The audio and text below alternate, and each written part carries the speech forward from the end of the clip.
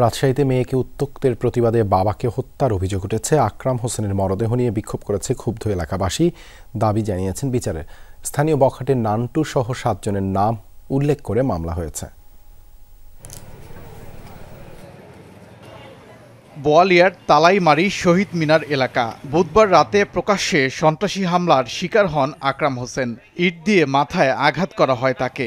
রাতেই চিকিৎসাধীন অবস্থায় মারা যান তিনি।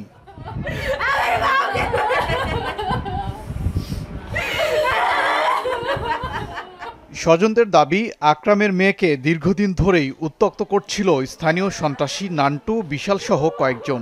প্রতিবাদ করায় বাড়িতে গিয়েও হুমকি দিয়েছিল তারা। এরই জেরেই এই হত্যাকাণ্ড বলে দাবি পরিবারটির। কোচিং শেষ করে এসে যখন ও অটো থেকে নামছে শহীদ মিনারে, তখন ওকে অকথ্য ভাষায় গালিগালাজ করে। ওইটা এসে ওর বাবা মাকে জানায়।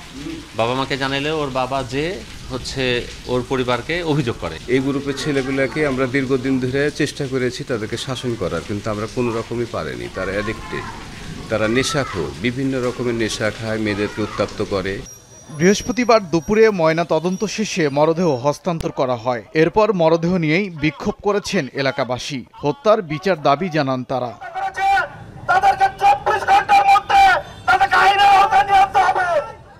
হত্যার ঘটনায় নান্টু সহ কয়েকজনের নাম উল্লেখ করে থানায় মামলা হয়েছে। পুলিশ বলছে জড়িতদের গ্রেফতারে অভিযান চলছে। প্রাথমিক তদন্তে আমরা যতটুকু পেয়েছি এটি নারী ঘটিত একটি ব্যাপার ছিল।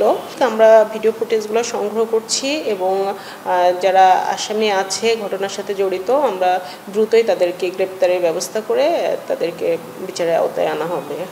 পেশায় একজন বাস চালক আকরাম হোসেন। রাজশাহী জেলা মোটর শ্রমিক ইউনিয়নের সদস্য তিনি। ওবায়দুর রহমান, যমুনা নিউজ।